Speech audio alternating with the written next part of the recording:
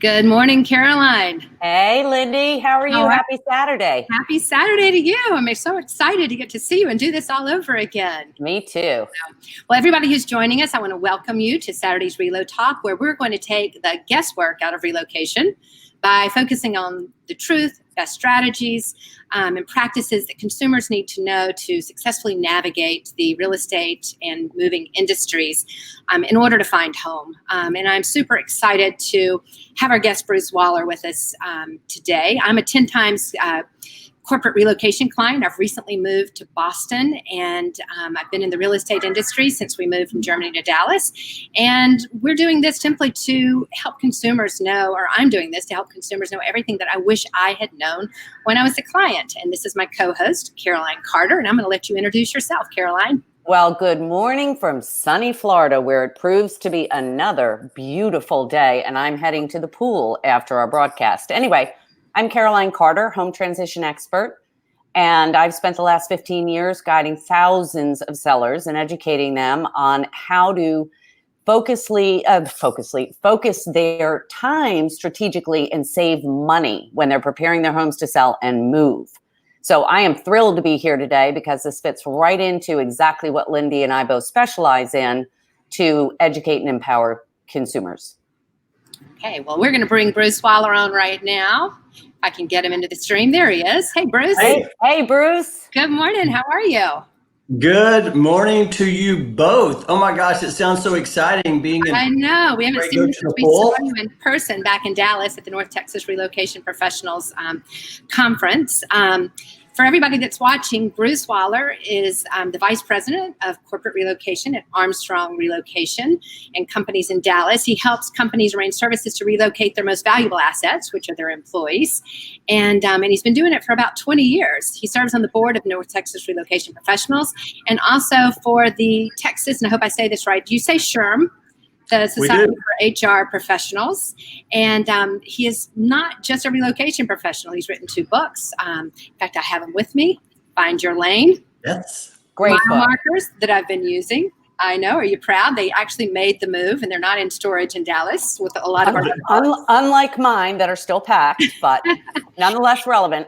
Yeah, and he's a speaker. You're a podcast host. You're a blogger. So connect with Bruce. As well as being a truth teller, Lindy, which is why he's really here. That's true. That is why we invited you. We only allow people that tell the truth. So welcome. Appreciate you being here so much.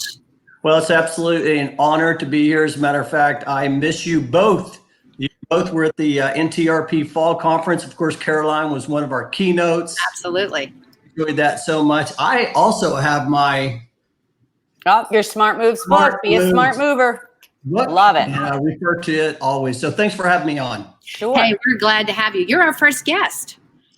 Yes. Yeah, so we're excited to have you.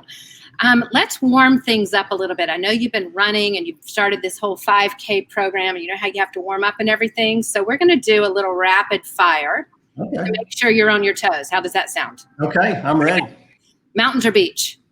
Oh, I'd say mountains. I knew it. Think about it that long, man. Peanut butter or ham and cheese? Oh, that's easy. Peanut butter. I knew it. Introvert or extrovert? Extrovert. Children or grandchildren? Oh my goodness. I know that was a hard one. Grandchildren. I knew it. Coffee or tea? Coffee all the way. Fiction or nonfiction? Nonfiction.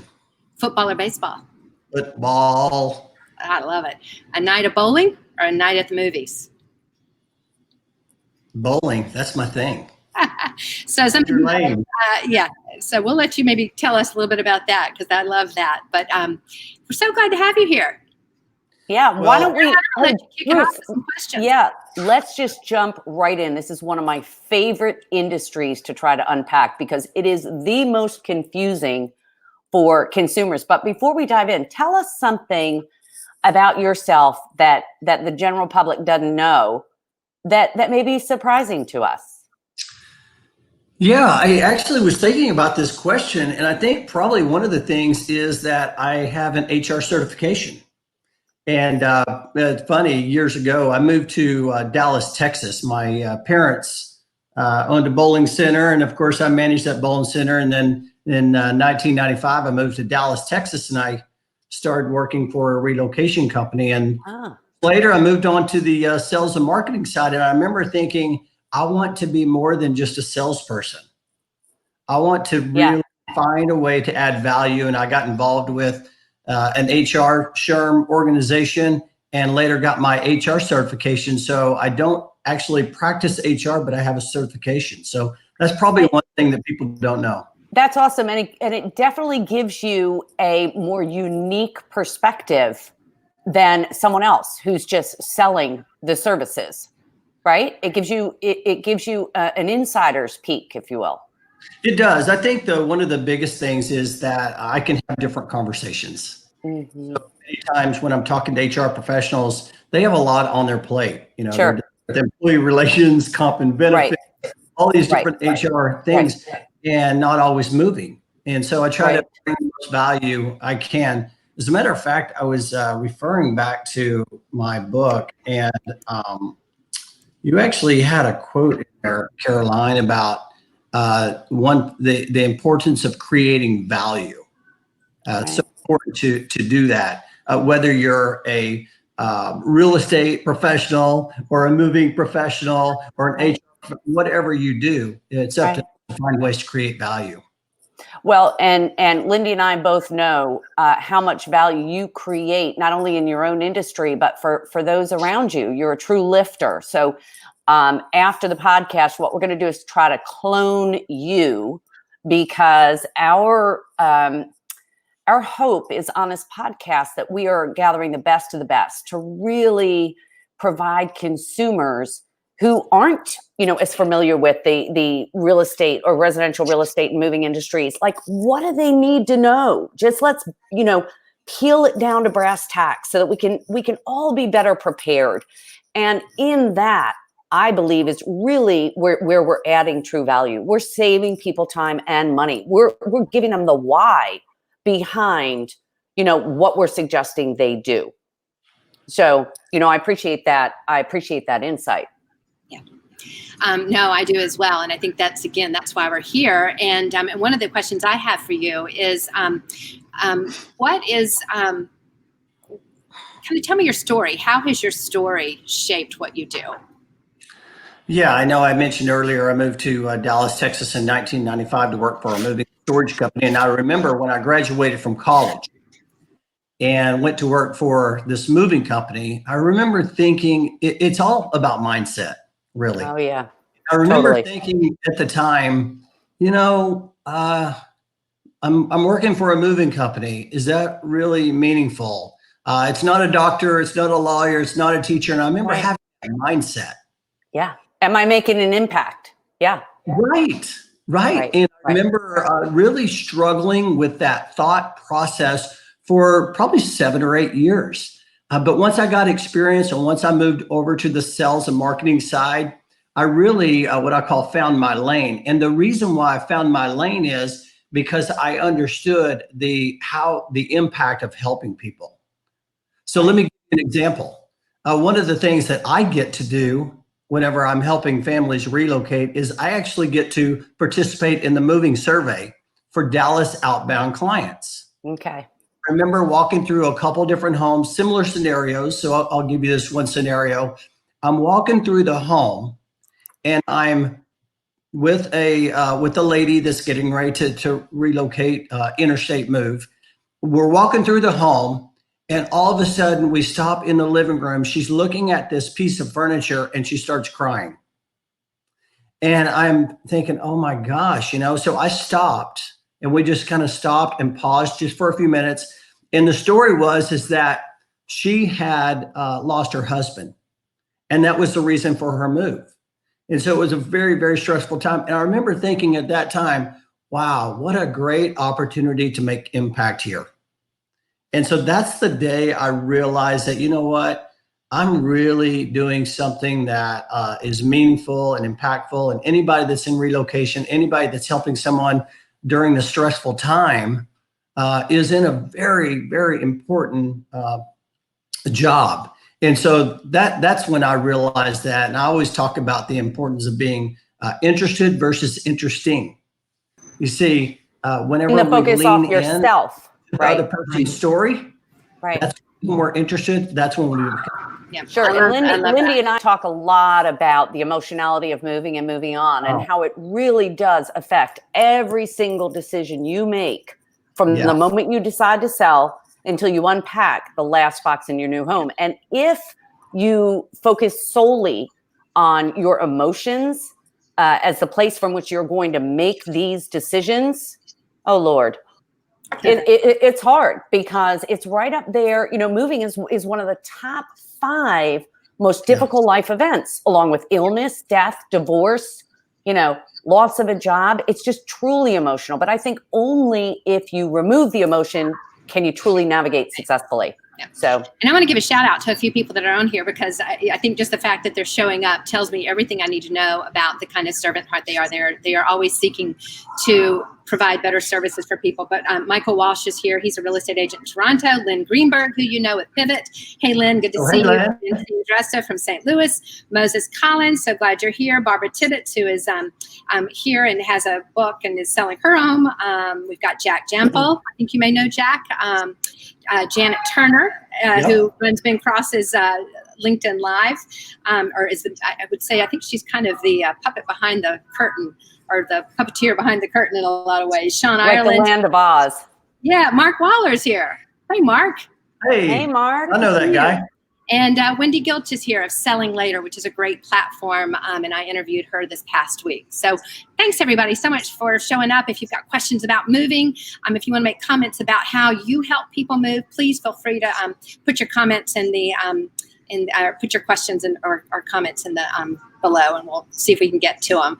I know, Caroline, you had another question for Bruce that you wanted to ask. I am ready to dig in. Okay, let's talk about sellers.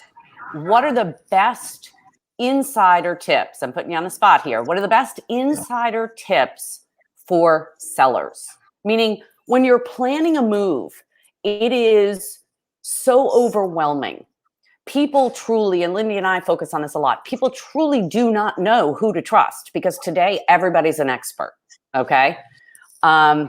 So provide us some insider general insight on how we can minimize the disruption and the hours and hours and hours of trying to figure out where to start. Who do we call? How do we know we're making the best decisions? Caroline, one of the things that I remember that was the most impactful thing you said in your book was that the average person has about 300,000 items in their home. Yeah, you can't believe it, but it's true. Right? Yeah. And so moving it can be very daunting. It can be stressful. It can be overwhelming. So many different things to juggle. You're dealing with so many different things, from selling your home to moving to, you know, where are my kids going to go to school? But absolutely. it comes down to planning. It all comes to planning. So starting by planning ahead, and typically we like to talk about, 4 to 6 weeks out when it comes time to scheduling a moving survey. So is that the best time for 4 to 6 weeks out? Meaning I may, as part of my total home transition timeline, decide that our move is a year from today, let's just say. So when do I begin to reach out, and who do I reach out to? How do I know? If I'm a corporate relocation, I get it. I'm given that information. But what if I'm not? Yeah. Where do I start? And I think you start where you are. And so in the case you're talking about, hey, we're moving a year from now. Well, let's go ahead and get some ideas on what it's going to look like. And so let's talk about the importance of leaning into your network. Your network can be your family, it can be your friends, it can be your neighbors, it can be someone on social media, and asking them, well, who do you use for moving? And looking into that referral network, trying to find out, who do you know who's moved? I see it many times on Facebook, social media. People will ask the question, hey, does anybody have a moving referral? And I'm thinking to myself, you know what? That's a great place to start. Okay, I agree with that. I agree. Yeah. Finding out who's done that. And then go ahead and schedule that survey. I was actually on a call yesterday with a lady in California. She's moving at the end of the summer. but she just doesn't know what she needs to keep, what she needs to get rid of. And she was thinking that, hey, maybe we should do the survey at the end of the summer. I'm like, hey, let's go ahead and do it now. Bruce, let me ask you a question. You talk about survey. What's a survey? Is that the same as an estimate? It is. Yeah. Okay. No, great. Okay. Absolutely great question. A survey is a time for a moving company to actually come out, just like a real estate agent would come out and do an assessment. Right. So the moving company would come out and do an estimate. It can be an on-site estimate. Okay. It can be what they call now a virtual survey. Okay. What we're doing now. Okay. Got it. And they would use their computer or their phone and walk around their house and show you what they have. Yes. Yeah. Okay. And do you follow up with a dollar estimate? We do. Okay, good. So typically what we'll do is we'll go through the home. We'll answer questions along the way. Yep. One of the important things about the survey is, well, how is this item going to be handled? Okay. Right. About that for a second. And establishing more than just the estimate in the survey, but really establishing trust factor and accountability and expectations. Exactly. Right. Exactly. So is this the time that you also talk about specialty moves? Everything from Peloton bikes to valuable wine cellars to, valuable artwork and, all the things that present a serious challenge that sellers don't even think about. It's one thing to say, can you move my total gym? Yes, we can move your total gym. But then you get into things that perhaps you need to reach out to a specialty mover for, right? Do you cover that? That's exactly right. That's exactly right. Many moving companies actually have partnerships with specialty companies across the U.S. to be able to help with those items. And then other times a family may say, hey, listen, I've already got someone who can handle this. Got it. But that survey is a great time to talk about those things. Pool tables. Who's going to disassemble that pool table? Absolutely. That slate. Yep. Maybe some artwork. So there's, it's funny. The most common question is, how much does it cost to move? Absolutely. And we'll talk about that, but it always comes down to the term, it depends. Well, because like Lindy knows, the first thing people want to know when you meet with an agent, right? A realtor, what can you sell my house for? Like you're barely even in the door, right? Or in my case, with focusing on the whole entire process, what's this going to cost before people even have an understanding of actually what goes into how many, steps there are in a transition. So not surprising you get that. Which kind of leads me to my next question, because I think, again, one of the reasons we're wanting to do this is not only to help them know best practices, but help them to know the questions to ask. Sure. And one of the biggest mistakes in my industry that I saw, one of the biggest mistakes I made when I was the client was choosing the wrong real estate agent. Not a bad real estate agent necessarily, but just not the right one. And then not knowing some of the things, maybe trusting an agent too much to do things that honestly I should have been doing myself. But what are some of the biggest mistakes that you see home sellers making? I think that a lot of times it comes down to just communication. It's just not knowing the questions to ask, like what you're talking about, right? For example, maybe someone's thinking about, they just go ahead and just set up their self-move, they do their packing, but they may not realize that, there may be an option there where a moving company can help them with whether it's the move or let's talk about packing for a second. Many times consumers don't realize that they don't really have to get a full pack. Maybe that they pack a lot of their what we call non-essential or non-breakable items and have the moving company pack the breakable items. And we can get into talking about valuation and coverage and things like that. But I think a lot of times it's the mistake of just not being open to having the discussion, not knowing the questions to ask along the way. And when you're talking to a professional like yourself or myself, that we can help drive a lot of those questions for that family that they may think, I didn't even think about that. Right. Well, it's not something you do that often, right? You don't move. I think the average American moves, every 7 years? There may be a different statistic. I'm sure it matters. Depends on if you're renting or whatever. We tend to move every 1 to 4 years. But even moving 1 to 4 years, I didn't always know the questions to ask, right? For me, the company always decided who our moving company was. But even just for me, it was picking the right real estate agent, knowing the questions to ask, because there is not a one size fits all. Just because Joe Smith tells me that, Amy White is a great real estate agent doesn't mean that Amy White's the right real estate agent for me. And I think like you said, with moving, it's different, right? Do you want to do a lot of the self-pack yourself, or do you want somebody to come in and get a white glove treatment? And I think it's just understanding what the differences of those are. So, I also, if I can weigh in here for a second, Bruce, I love what you said about communication, because it really truly is about communication, knowing the right questions to ask. But, have a frog. Excuse me. I recall several different instances where sellers were definitely not prepared in downsizing and couldn't get a king-size mattress up a tight staircase, or we had to actually order a crane to get a 12-foot piece of glass brought in over a balcony, because while the apartment building had been updated and these beautiful, gorgeous apartments, you couldn't get a 12-foot piece of glass to get into the elevator, right, freight elevator, or clear the stairs.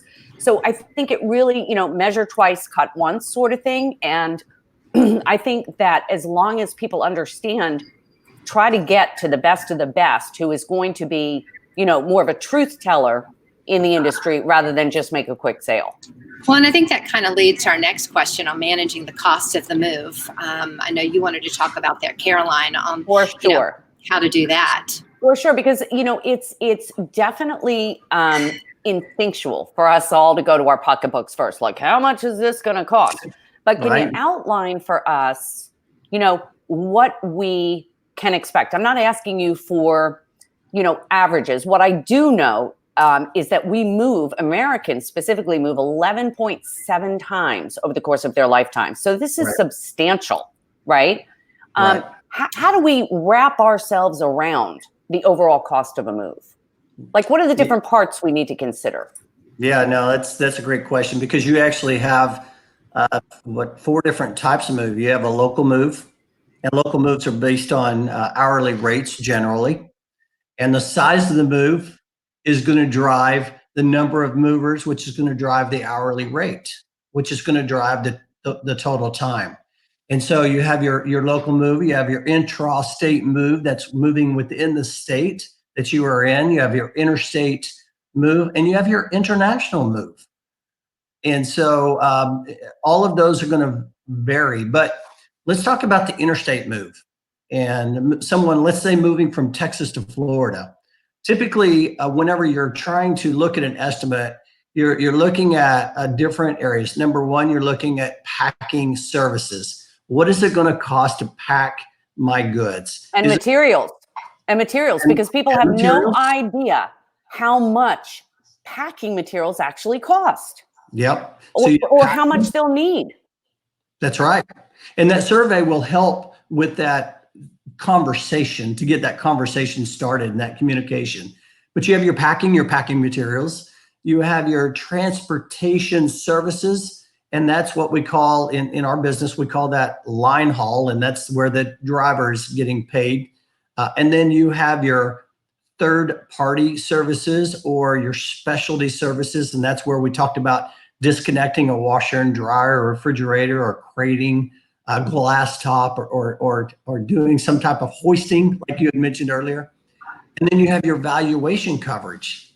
And so what a lot of times the challenging thing is that many consumers will get these different estimates. They'll get multiple estimates. And now all of a sudden you bring the human factor into it, because company A saw it this way, company B saw it another way, and company C saw it a totally different way. And all of a sudden you have these 3 estimates, and moving costs are driven by weight and miles when it comes to an interstate move. Right. And you're seeing these different weights, and you're trying to figure out, okay, well, this company A, it looks like this is going to be the less cost, but in reality, company C could be. So I always talk about just going to the core, and the core is, what is the weight that drives that transportation cost? What is number one? And then number two, what are you packing?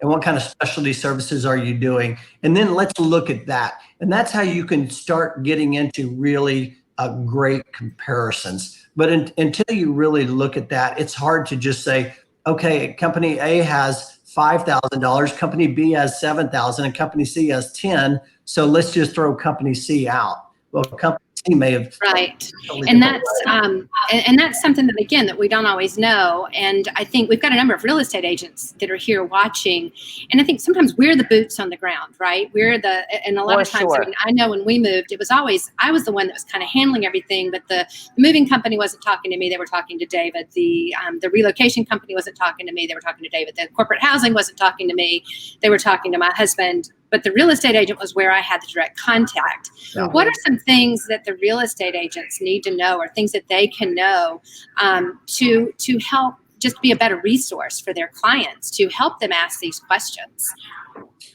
Yeah, I think a real estate agent plays a absolutely critical part in the process. I mean, the real estate agent is really I think the quarterbacking resources. Caroline knows this very well, of being a transition expert, by coming in and really establishing that trust right from the start. Right, you're talking about, okay, what does the home need to look like, and how do we need to purge, and by the way, you need to get this moving company, all of these different, so you're quarterbacking these resources. So I think the real estate agent plays a pivotal role in helping that consumer. Mm-hmm. And what's that look like? So first and foremost, I think that the one thing that the real estate agent can do is help them with this organizing piece before they get started. Because if you're not organized, it's really hard. Let's say you say, okay, let's get a moving estimate. You're not organized. You haven't really done anything. You come in, you get an estimate, and then all of a sudden you have a real estate agent that helps you get organized, helps you with staging, helps you with purging. Now all of a sudden the estimate looks totally different. Right, but here's the interesting thing that involves all three of our industries.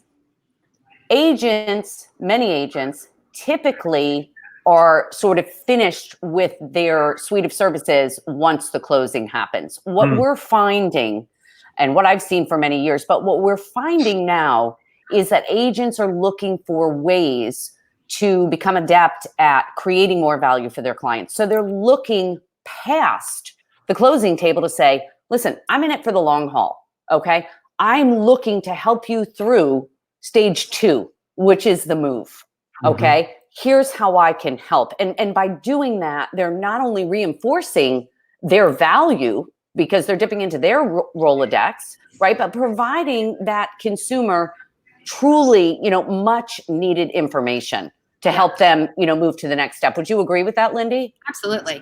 Yeah. And Bruce, Mark asked us a question that was actually our next question. So he's on the same wavelength with us, but he asked, what are my insurance options? Oh, that's one of my favorite. And that's one of your questions. That was actually our next question. Yep. So yep. No, that's absolutely a great question. I want to. Did you feed that question to him?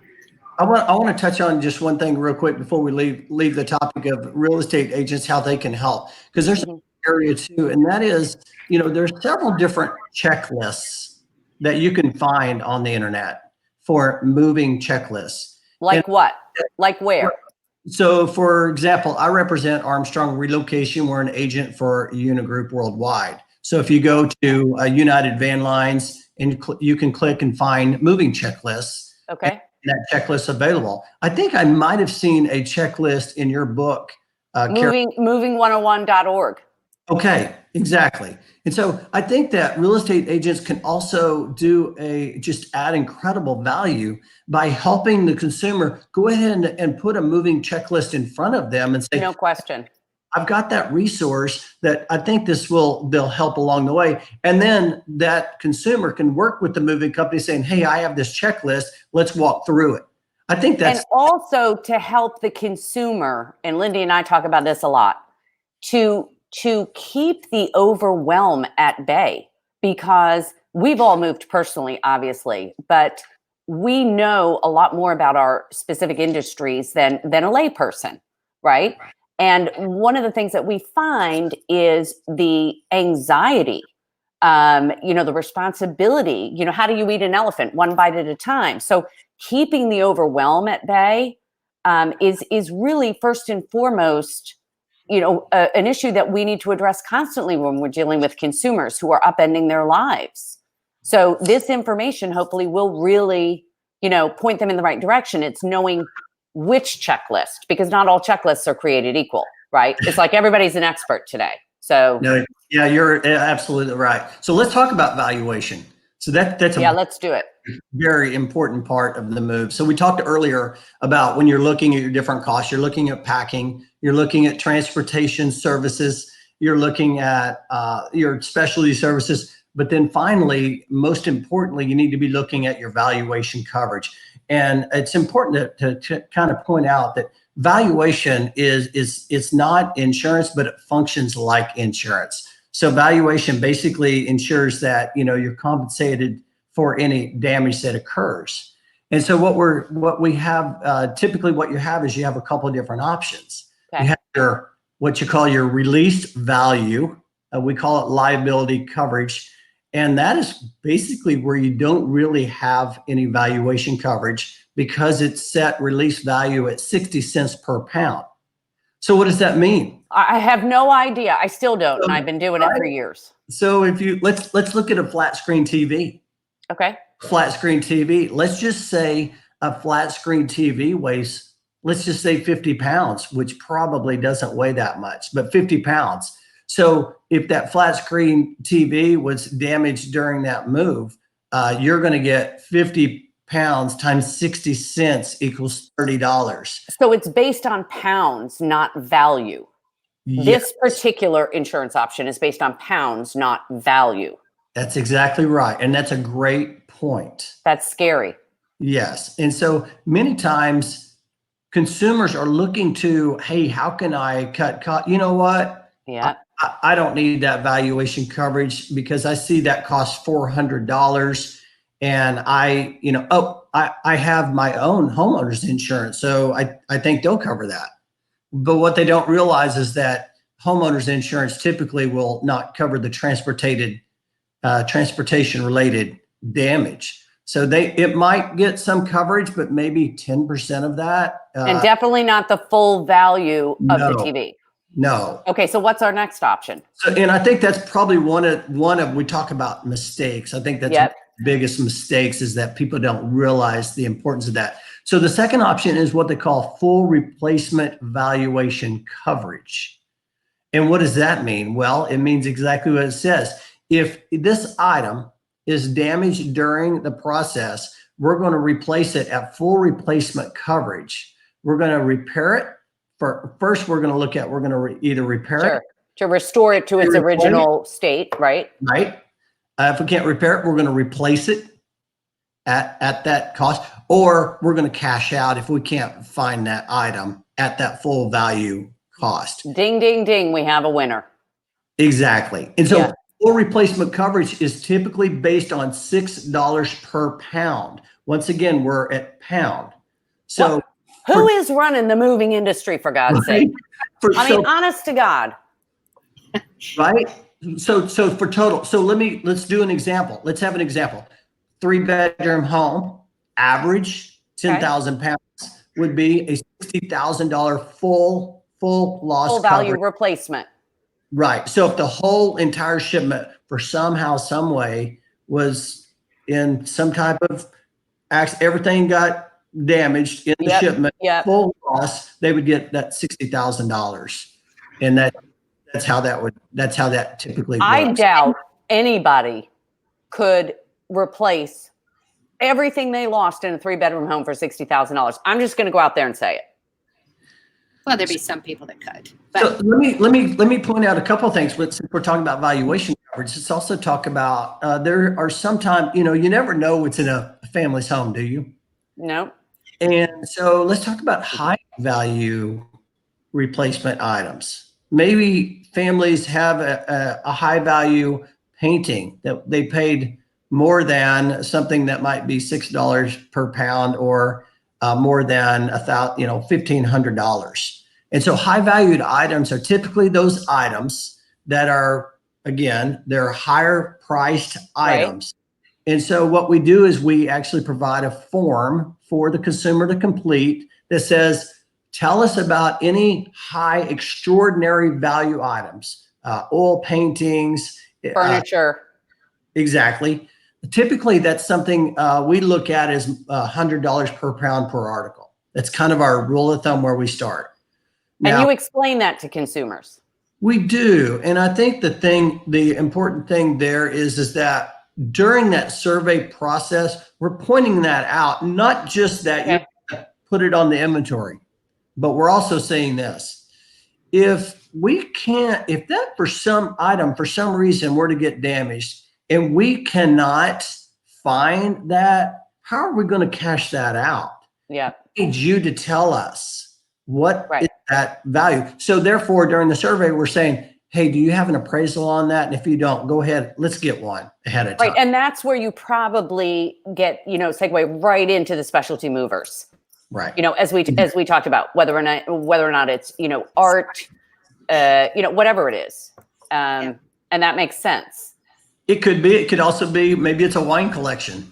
Well, I would speak to a specialty mover about, and also for pianos. I mean, I know movers can move pianos. Right. Again, I think that goes back to just knowing the questions to ask, right? And finding that trusted person. Like I would trust Bruce implicitly to come in and tell me when there's something he can't move and that he would recommend a third party for. Am I correct?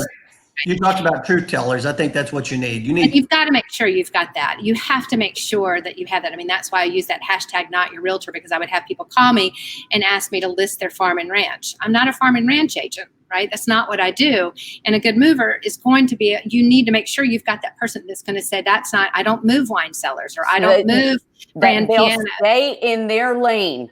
You got to stay in your lane. So to be truthful and say, that's not my area of expertise, but here's who you need to talk to. Here it is. So I think so. And I think that both of you do such a great job because you understand the importance of building a network of professionals.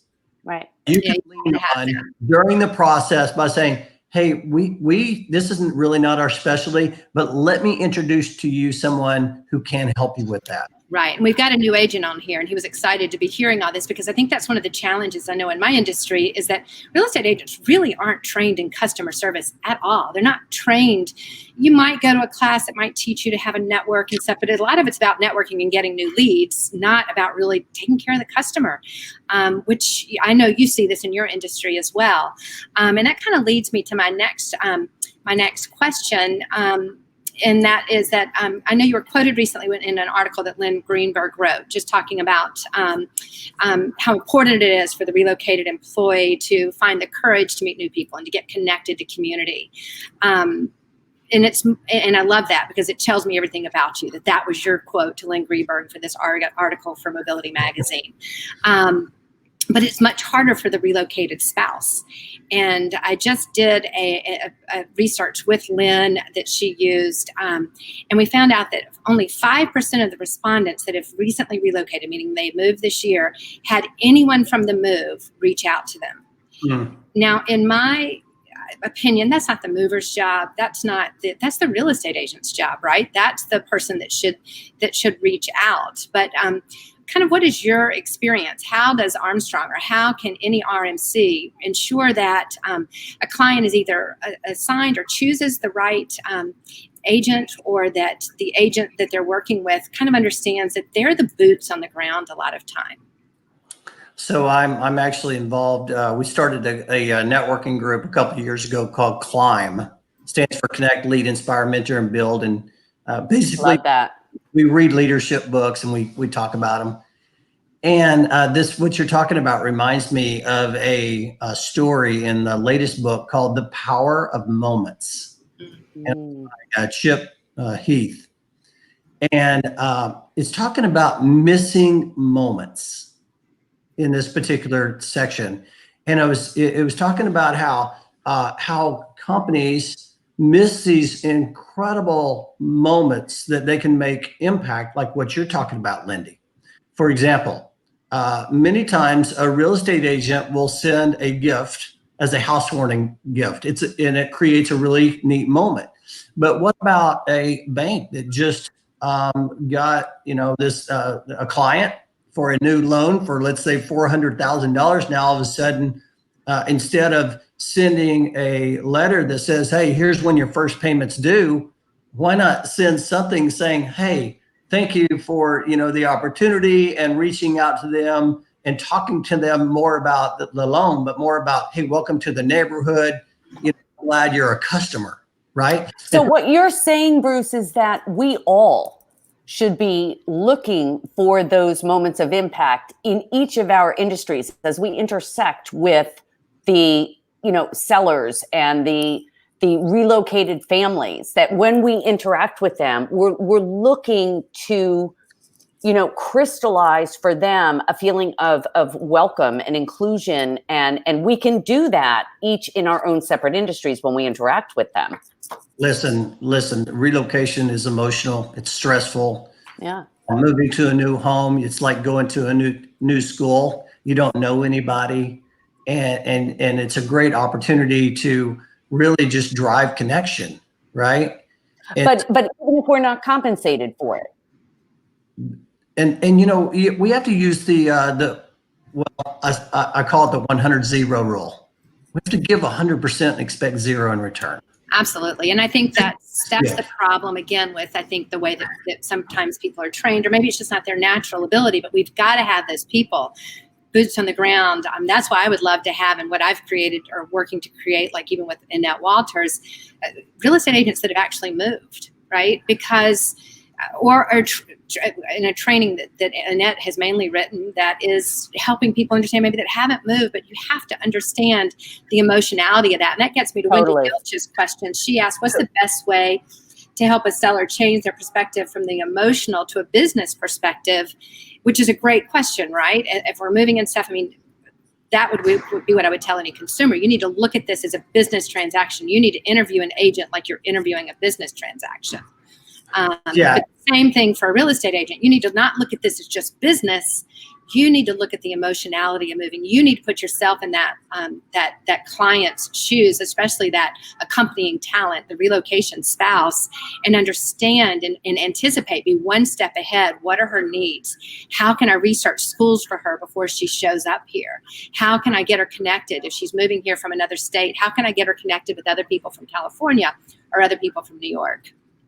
I think it all comes back down to, you said this earlier, the why. Why did you get into real estate? Right.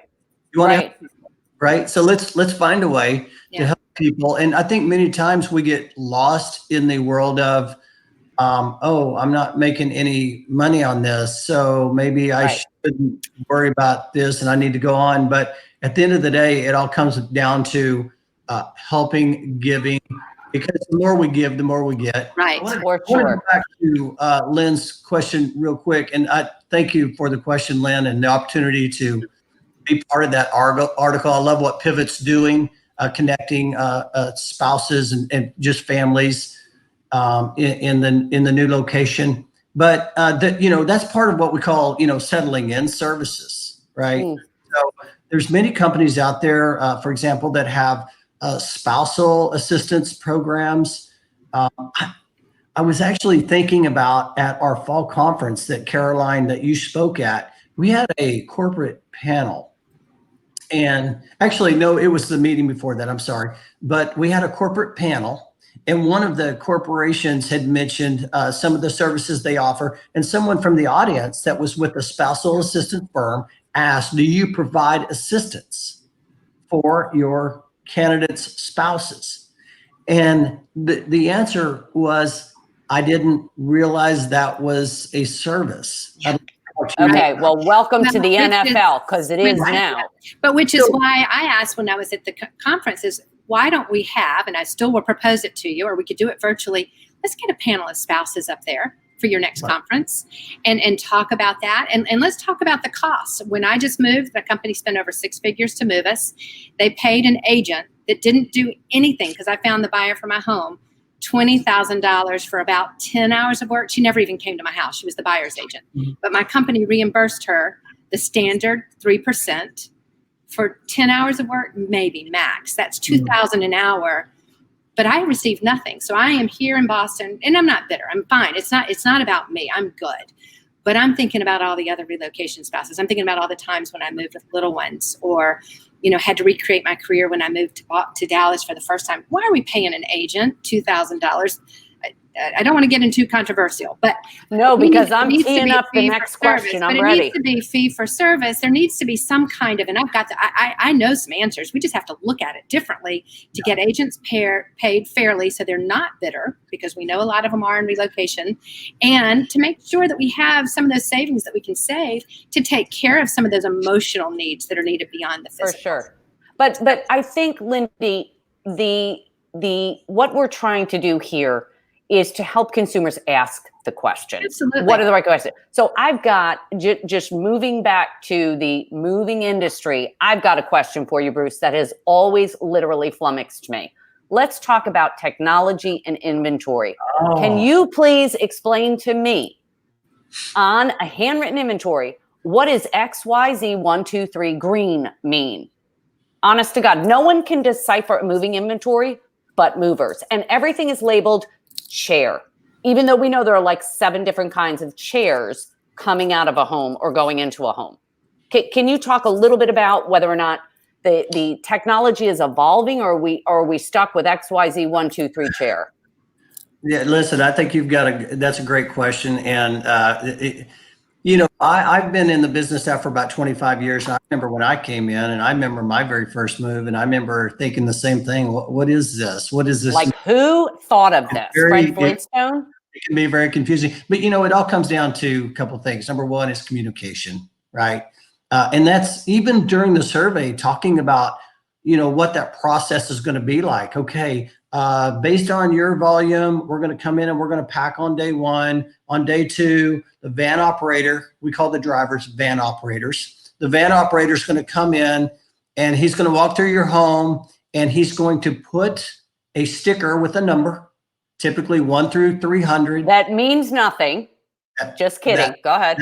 That's going to be on each item. Let's say it's a chair, a table, a box, and he's going to indicate that on an inventory. So what you're talking about is when he's looking over that item, if he sees that table ahead of time, any pre-existing damage, he's going to notate that on the form.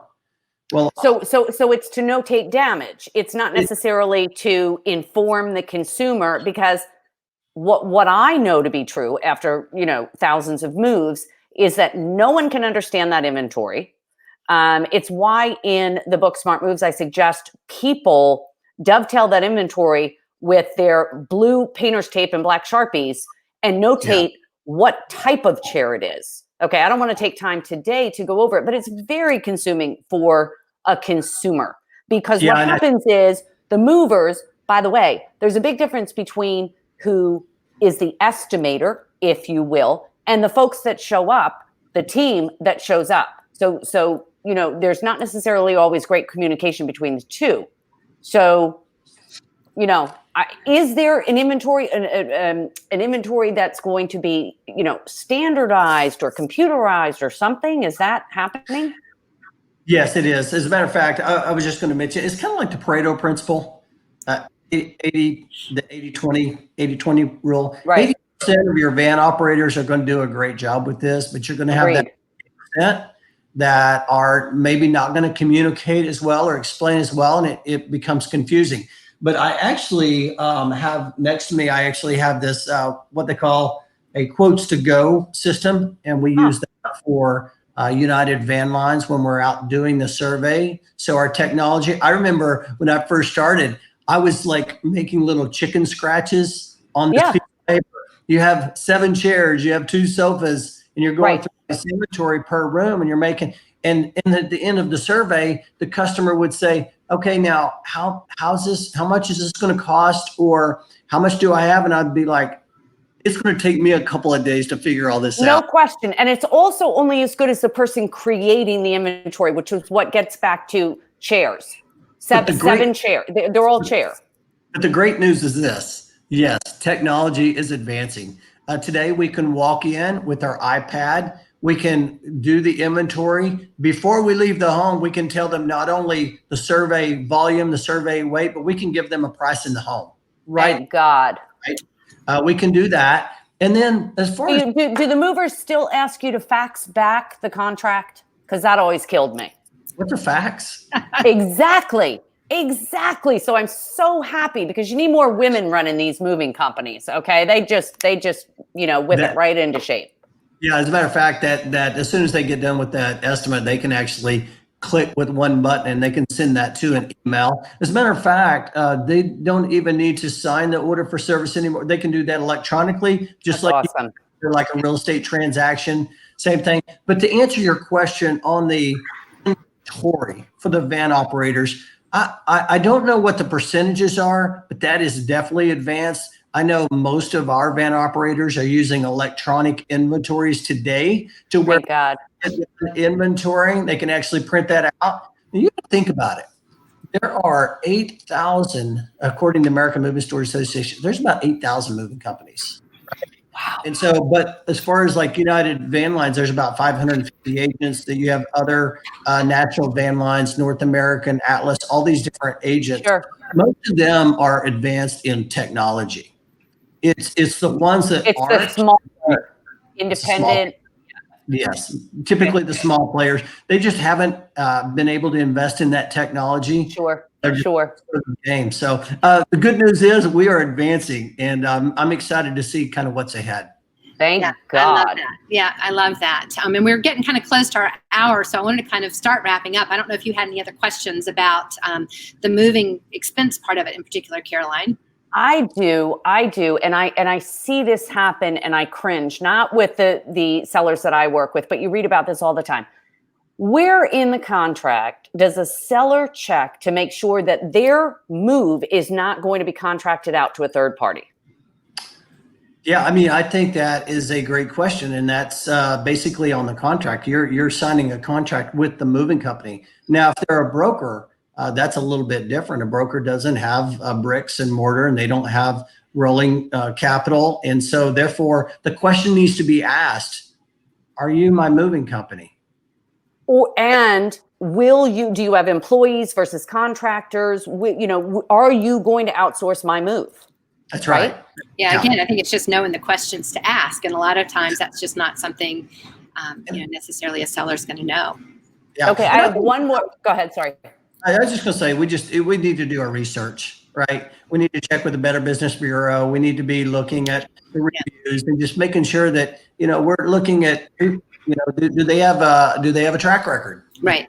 Which kind of goes back to our whole purpose is we're trying to empower the consumers to know these questions to ask. Don't just trust. Don't just, and it's, especially like you said, there's so many people in the moving industry. I talk about all the time. We have 2 million real estate agents. They're not all created equal, and you've got to know the right questions to ask. I think you had one other question about moving, Caroline. I did. This is just a personal favorite of mine. So how do moving companies make their money? Oh. I mean, I've heard, I think it's okay to be transparent. I think you can unbundle services. I think people are very savvy. Consumers are very savvy and say, hey, you need to be paid for your services. I just don't like, services that I can't unbundle and say, I'm paying X for X service. So my question is, and it relates especially to, what consumers can do themselves and to the cost of packing materials. Here's what I understand over 15 years of doing this, that there's tremendous money to be made in packing materials. Oh, and also storage. Okay. We don't have to segue off into that, but sure. If I get my packing materials at Home Depot, okay, which has almost everything I need, am I paying less than if I were to work with Bruce and United, who is going to then provide me with the packing materials? Tell me a little bit about that. Yeah, I think at the end of the day, you have to look at big picture.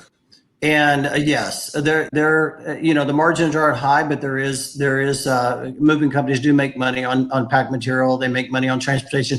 Here's where typically, here's the challenge. And a lot of people don't understand this part. And that is this: there are a lot of parties involved in a move. So just because you're paying $5,000 for a move doesn't mean the moving company made $5,000. There is the origin agent. So we're talking about a long move. Everybody's got their hand in the till. You have your origin agent. They're going out doing the survey. They're providing origin services. Yes. There's a driver and transportation along the way. He's getting paid on transportation services. He's getting some of the pack material. There is the destination agent. They're providing the destination services. There's also what they call the booker of record, or that's the company that actually signed the deal, right? The salesperson.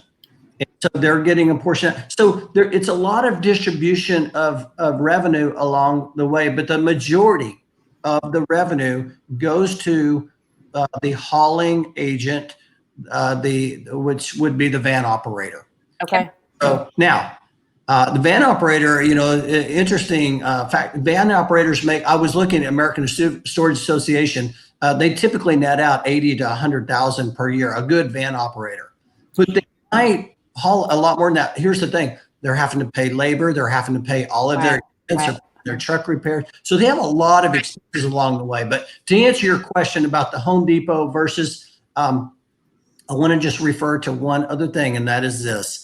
When we were talking about valuation earlier, that when you pack your own goods, typically those goods that you pack are not insured. Valued. So let's say you went and bought your own boxes, you packed your items, you get to destination and you have damage. It may actually cost you more in the long run. And I think you do a talk on that, don't you? Like the cost. Didn't I see that? The high cost of the low cost move. Oh my gosh.